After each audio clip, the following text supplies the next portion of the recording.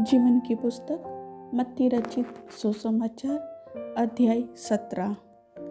6 दिन के बाद यीशु ने पतरस और याकूब और उसके भाई यूहन्ना को साथ लिया और उन्हें एकांत में किसी ऊंचे पहाड़ पर ले गया।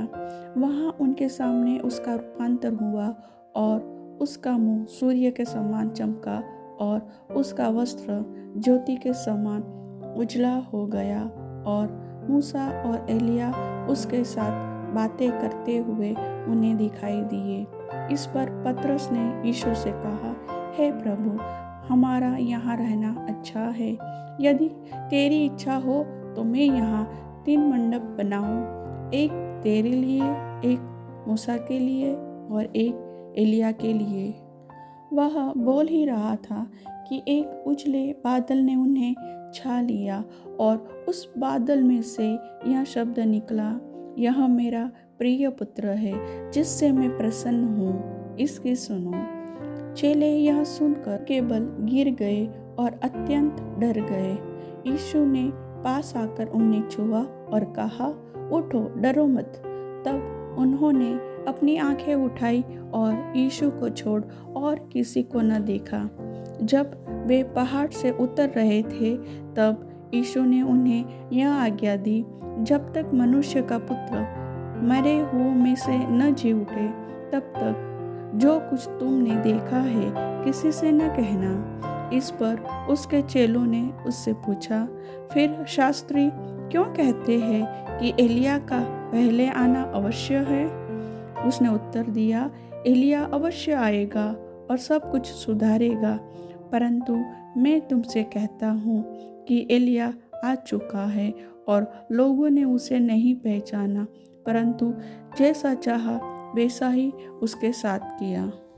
इसी रीति से मनुष्य का पुत्र भी उनके हाथ से दुख उठाएगा। तब चेलों ने समझा कि उसने हमसे यूहन्ना बपतिस्मा देने वाले के विषय में कहा है।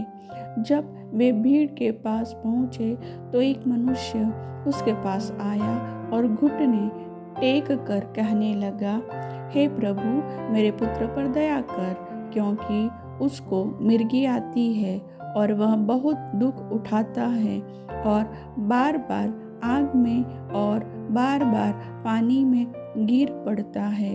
मैं उसको तेरे चेलों के पास लाया था, पर वे उसे अच्छा नहीं कर सके। यीशु ने उत्तर दिया, हे अविश्वासी और हठीले लोगों, मैं कब तक तुम्हारे साथ रहूँगा, कब तक तुम्हारी सहूँगा? उसे यहाँ मेरे पास लाओ।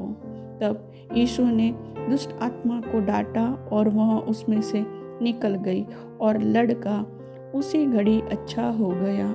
चेलों ने एकांत में यीशु के पास आकर कहा, हम उसे क्यों नहीं निकाल सके? उसने उनसे कहा, अपने विश्वास की घटी के कारण, क्योंकि मैं तुमसे सच कहता हूँ, यदि तुम्हारा विश्वास राई के दाने के बराबर भी हो तो इस पहाड़ से कह सकोगे, यहाँ से सरक कर वहाँ चला जा, तो वहाँ चला जाएगा और कोई बात तुम्हारे लिए असंभव न होगी। पर यह जाति बिना प्रार्थना और उपवास के नहीं निकलती। जब वे गलील में थे तो यीशु ने उनसे कहा, मनुष्य का पुत्र मनुष्यों के हाथ में पकड़वाया जाएगा, वे उसे मार डालेंगे और वह तीसरे दिन जी उठेगा। इस पर वे बहुत उदास हुए। जब वे कफरनहूम पहुँचे तो मंदिर का कर लेने वालों ने पतरस के पास आकर पूछा, क्या तुम्हारा गुरु मंदिर का कर नहीं देता? उसने कहा, हाँ, देता है। जब वह घर में आया तो यीशु ने उसके पूछने से पहले ही उससे कहा, हे शमौन, तू क्या सोचता है? पृथ्वी के राजा महसूल या कर किन से लेते हैं, अपने पुत्रों से या परायों से? पतरस ने उससे कहा, परायों से। यीशु ने उससे कहा, तो पुत्र बच गए, तो भी इसलिए कि हम उन्हें ठोकर न खिलाए।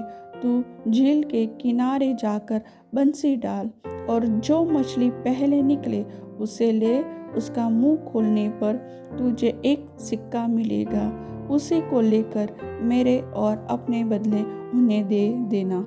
वचन के सुनने वाले को परमेश्वर आशीष दे। आमीन।